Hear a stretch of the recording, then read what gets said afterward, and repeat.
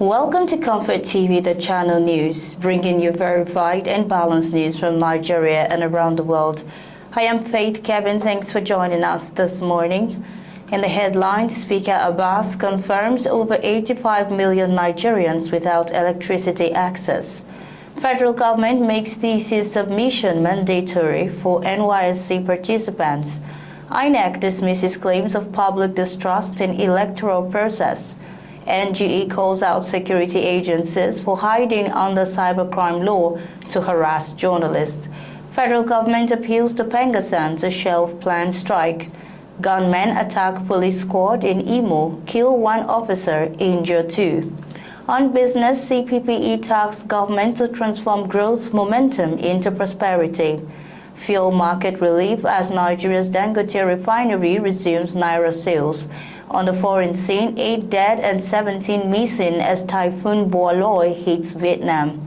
Germany voices strong support for Trump's Gaza ceasefire plans. On sports, Gift Monday smashes NWSL record with hat-trick as Washington Spirit seals playoff spot, and Rivers United advance as wasteful Kwara United loses to Ghana's Asante Kotoko. Now the news in details. The Speaker of the House of Representatives, Right Honorable Tajuddin Abbas, has raised alarm over Nigeria's worsening electricity energy access crisis, disclosing that more than 85 million Nigerians still live without electricity.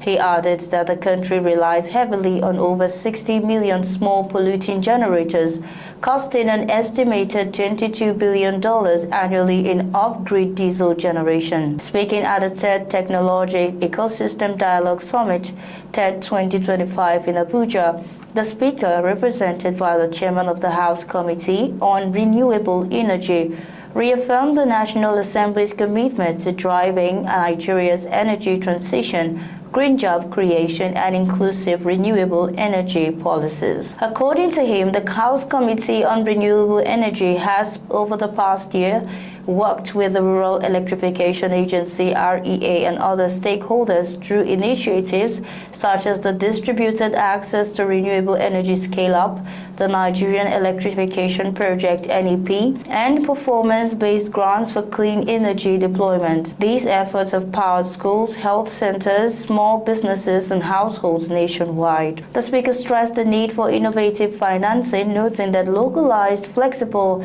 and blended finance solutions are crucial to scaling renewable energy adoption. He also highlighted the role of digitalization in improving transparency, efficiency, and sustainability of Nigeria's energy systems. He further disclosed that the committee is spearheading the Green Jobs and Assets Bill designed to institutionalize green job creation and embed climate-friendly practices into Nigeria's development agenda.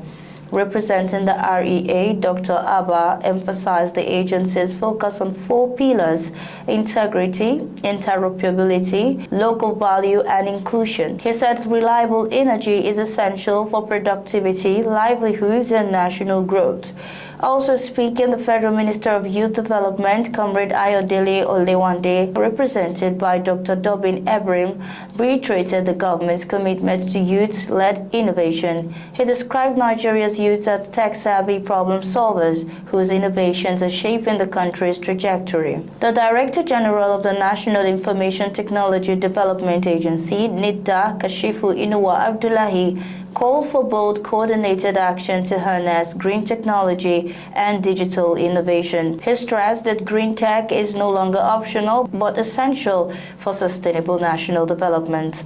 The summit themed Green Tech and Energy Revolution, Transforming Business and Society, was convened by the Young Innovators of Nigeria, YIN. Founder and convener of YIN, Mr. Andre Abu, urged Nigerian innovators to take ownership of the country's challenges and develop homegrown solutions, particularly in renewable energy and digital innovation. President Bola Ahmed Tinubu has invoked provisions in Sections 244 and amend Section 16, 1C and of the NYSC Act and approve the far-reaching reform which makes compliance with the national policy for the Nigerian Education Repository and Data Bank (NERD) a mandatory requirement for mobilization into or exemption from the National Youth Service Corps (NYSC). The compliance directive was contained in Item 2 in an enforcement circular recently issued by the Secretary to the Government of the Federation, Senator George Akume,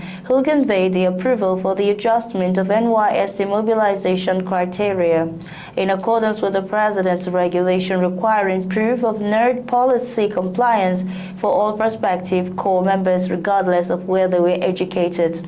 Apart from provisions in the policy meant to check certificate racketeering and the abuse of honors conferred on individuals by academic institution, one of the new mandatory requirements of Nigerian students contained in the federal government's policy is the deposit of academic outputs, which include thesis or project reports. The circular issued by the Office of the Secretary to the Government of the Federation (SGF) has now clarified that effective from October 6, no Nigerian graduate, whether from a Nigerian university, polytechnic, college of education, or overseas institution, will henceforth be mobilized for or exempted from NYSC without proof of NERD compliance. This step aims to safeguard the nation's intellectual assets while restoring credibility to academic processes and qualifications.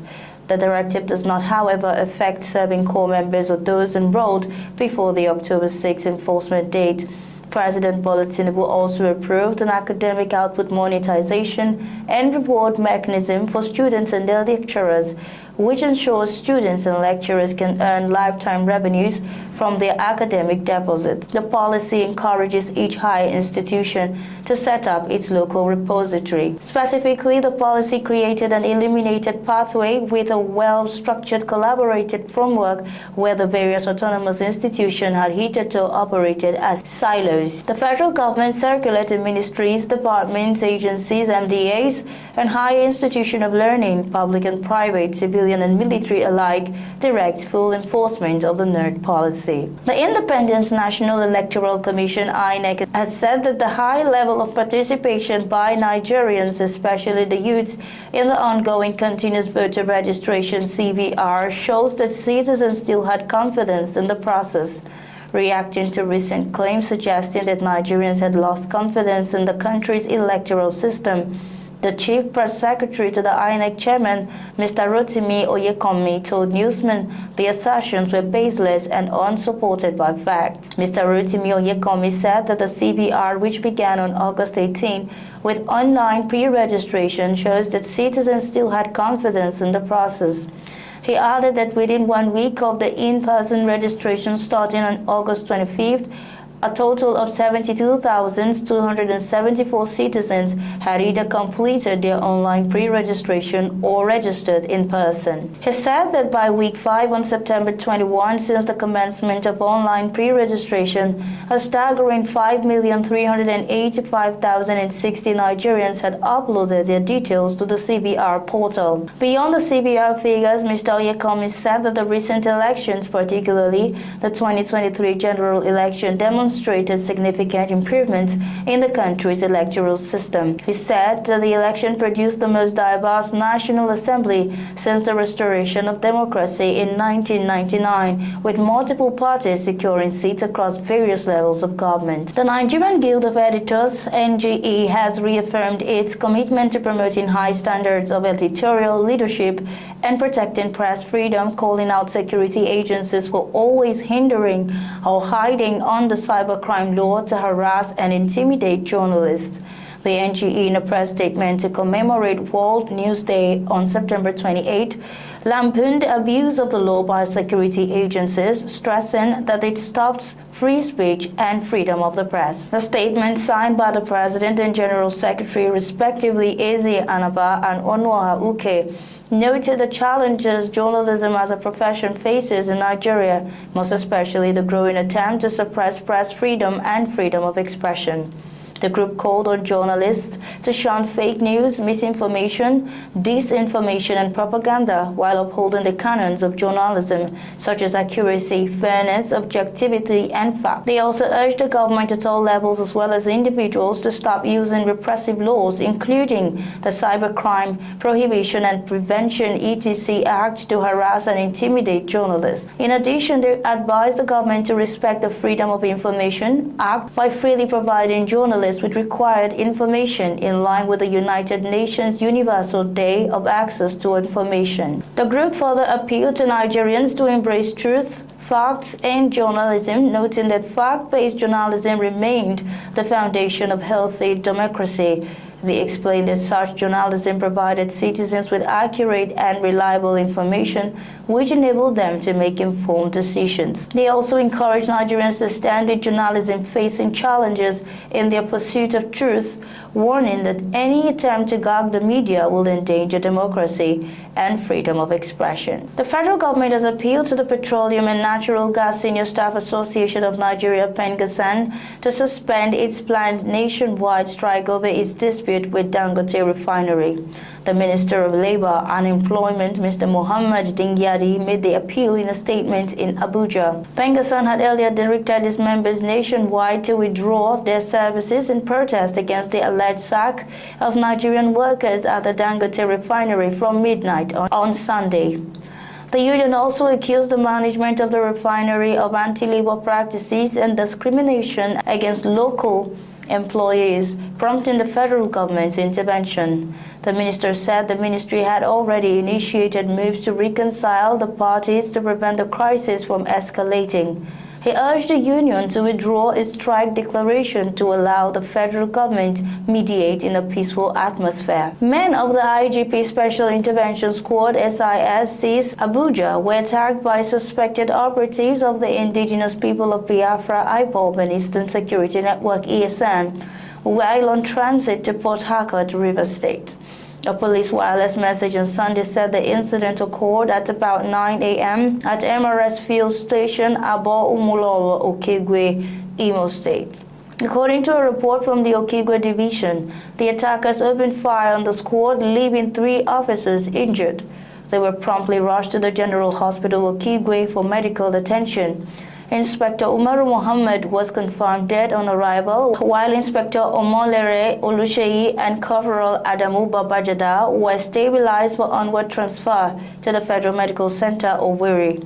During the ensuing gun duel, the seized team neutralized one of the attackers and recovered 1 AK-47 rifle, 3 magazines, 28 rounds of live ammunition, and charms.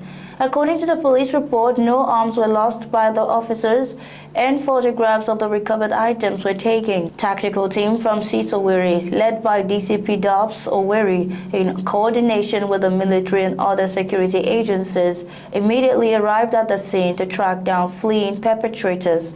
Authorities have assured that further updates on the operation will be communicated. Comfort TV, the channel's news, returns shortly with business, foreign, and sports news.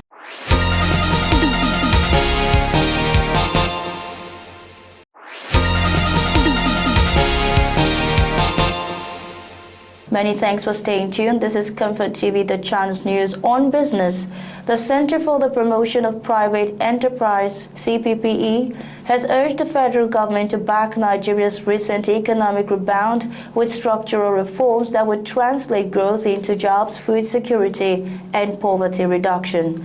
Nigeria's economy expanded by 4.23% in the second quarter, up from 3.13% in the first quarter and higher than 3.48% in the Q2 2024. The Chief Executive Officer of the CPPE, Muda Yusuf, in a statement in Lagos, said the performance showed that the economy was not only on a recovery trajectory but also gaining traction in spite of lingering structural and macroeconomic challenges.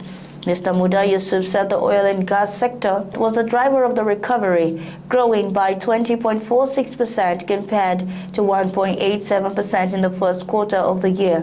He cautioned, however, that the oil sector still accounted for just 4.05% of GDP, stressing the need to accelerate growth in non-oil sectors for inclusive development. The CPPE chief noted that agriculture grew by 2.82%, an increase from 0.07% in the first quarter due to input support programs, favorable rainfall, and state-led interventions. On industry, Yusuf highlighted that manufacturing slowed to 1.60% because of high production costs, logistics inefficiencies, and FX volatility. He recommended 5 urgent interventions, which include reduction in energy and logistics costs to improve competitiveness of manufacturers and agro-processors, as well as accelerate infrastructure investment to unlock value chains in agriculture and industry. He maintained that the second quarter was a clear statement that Nigeria's economy was moving beyond stabilization towards stronger recovery. Dangote Petroleum Refinery has resumed selling petrol in Naira following a brief suspension due to crude supply constraints. The refinery said sales of petrol denominated in Naira was restarted immediately following intervention by the chairman of the Naira for Crude Technical Committee. Customers were advised to begin placing orders in Naira for both self-collection and free delivery to previously designated locations across the country. The resumption marks a reversal of the refinery's earlier decision to hold local currency sales, which has raised concerns about fuel availability and pricing in Africa's largest economy.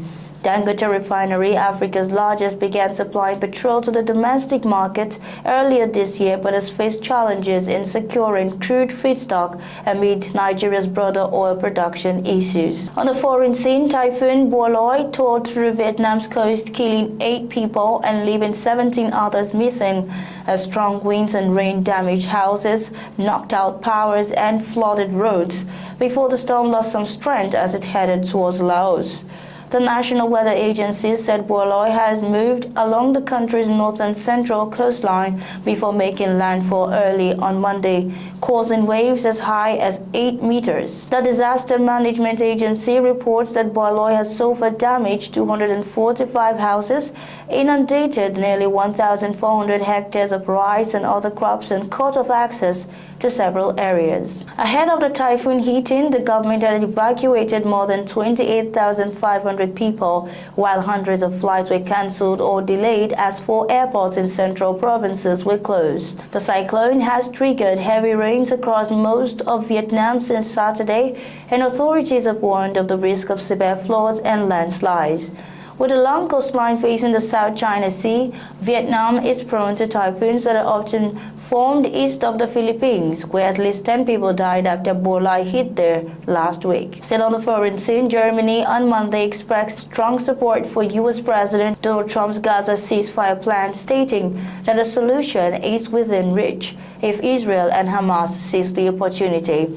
German Foreign Minister Johann Wadepool urged all parties involved to demonstrate the courage to take the final decisive step. Speaking at a press conference in Warsaw, he noted that Berlin had contributed to the diplomatic efforts that led to the current phase. The foreign minister expressed gratitude to the U.S. president for his strong commitment, stressing that it was time to open the door to a long-term peace. He added that such peace could only be achieved through a negotiated two-state solution. Germany's top diplomat renewed his call for Hamas to release all Israeli hostages to end the devastating war.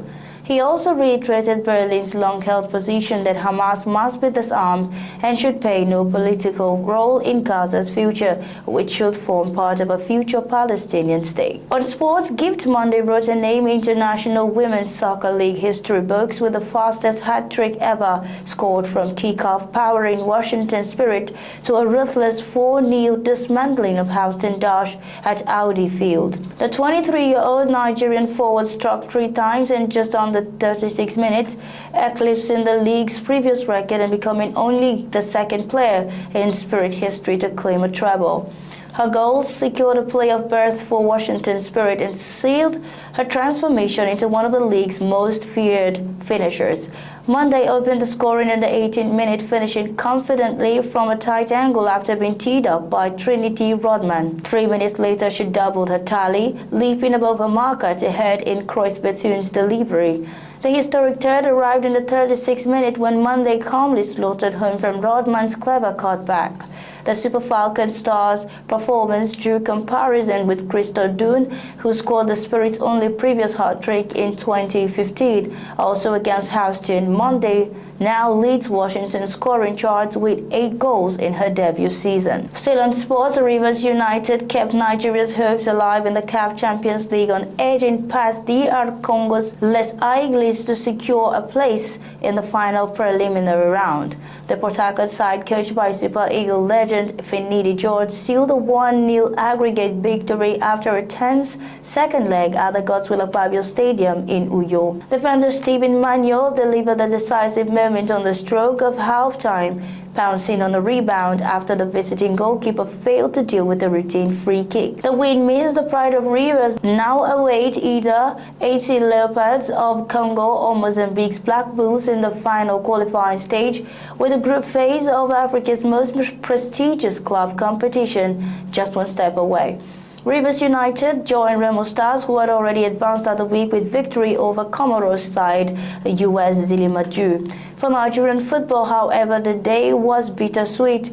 Both representatives in the CAF Confederation Cup crashed out as the struggles of clubs competing against the Champions League escalated on Sunday. With Abia Warriors and Kwara United gone, Nigeria will not have a team in this season's Confederation Cup group stage that leaves Remo Stars and Rivers United carrying the nation's flag in the Champions League. And that's our news bulletin for today, but before we go, a recap of our top stories. Speaker Abbas confirms over 85 million Nigerians without electricity access. Federal government makes thesis submission mandatory for NYSC participants. INEC dismisses claims of public distrust in electoral process. NGE calls out security agencies for hiding under cybercrime law to harass journalists. Federal government appeals to Pengasan to shelve planned strike. Gunmen attack police squad in Imo. Kill 1 officer, injure 2. On business, CPPE tasked government to transform growth momentum into prosperity. Fuel market relief as Nigeria's Dangote refinery resumes Naira sales. On sports, Gift Monday smashes NWSL record with hat-trick as Washington Spirit seals playoff spot, and Rivers United advances Wasteful Kwara United lose to Ghana's Asante Kotoko. Thanks for watching. For breaking news, exclusive interviews and more, follow us online at ComfortTV.channel across all platforms. Remember to like, share our videos, subscribe to our channel so you don't miss out on any updates. I am Faith Kevin. Until next time, stay informed, stay connected.